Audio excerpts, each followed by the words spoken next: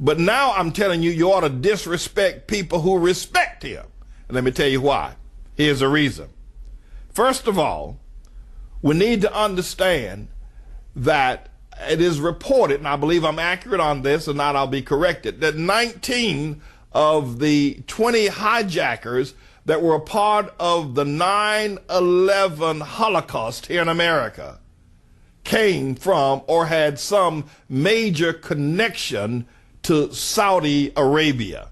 19. Historically documented fact that Saudi Arabia was at the heart of 9/11. We know that.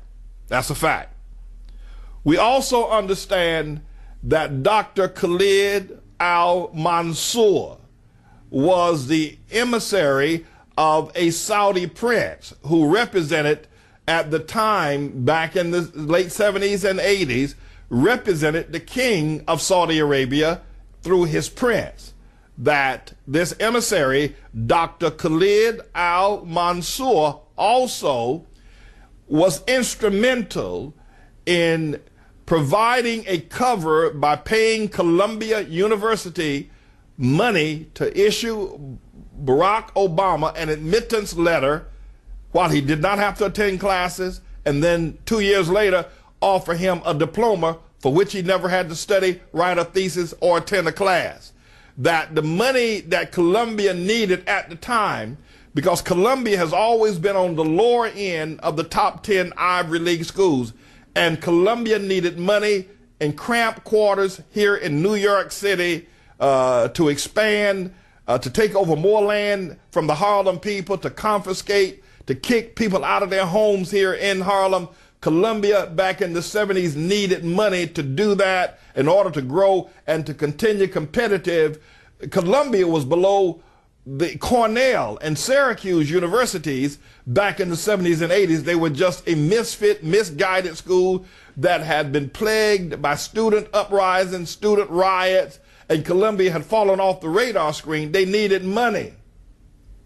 Dr. Khalid Al-Mansour offered them literally millions upon millions upon millions to give an acceptance letter to Barack Hussein, the long-legged Mac Daddy Obama, and to promise to give him a diploma after 2 years while Obama was in an Afghan Al-Qaeda training camp during those missing years when we thought he was at Columbia. So it was the Saudi money and the Saudi prince and the Saudi king and the emissary, Dr. Khalid Al-Mansour, and it wasn't so much that Percy Sutton and Charles Rangel were instrumental in convincing Harvard to accept the long-legged Mac Daddy into Harvard Law School. It was Percy Sutton, who was then the borough president of Manhattan, influence Columbia University to give Obama an admittance letter. The next item is Obama's travel to Pakistan. At the time, he was supposed to be allegedly had studied at Columbia University, and they never reported him truant. They never reported him absent. They just let the roll go on. Obama, Barack Hussein, the long-legged Mac Daddy Obama, allegedly reported, now, he reported to the Federal Elections Commission that his campaign raised $605 million. That's just an eyeshadow shot shy of $1 billion for his campaign. He reported that to the Federal Elections Commission. That's how much he reported he took in.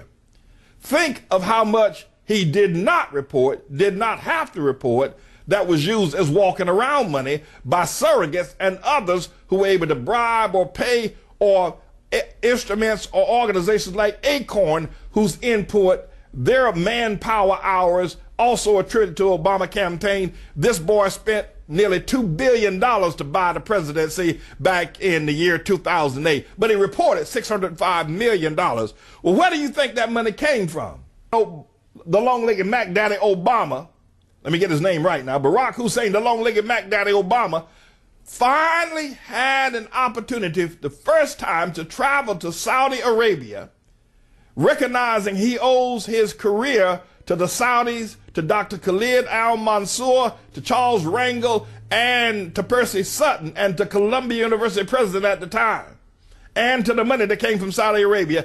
This man could not help himself, and he was told, you bow when you meet King Abdullah. You bow, and you bow deeply when you meet King Abdullah. And he did. He bowed, and we got it all on tape, because that's where his life comes from.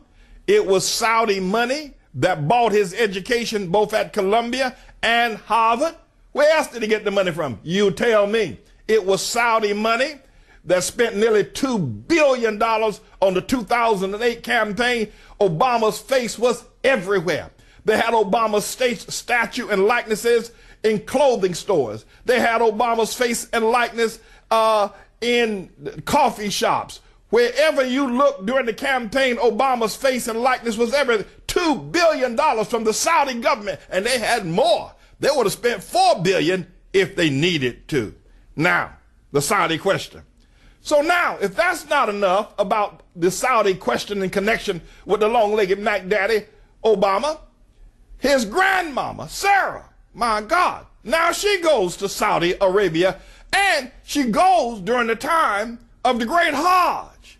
And she travels to Mecca and Medina at the expense of the Saudi King Abdullah, and she carries a whole plane load of people with her, all on a 5-star excursion to Saudi Arabia out of Mombasa, Kenya, in the village where Obama's grandmama comes from. What is going on in Saudi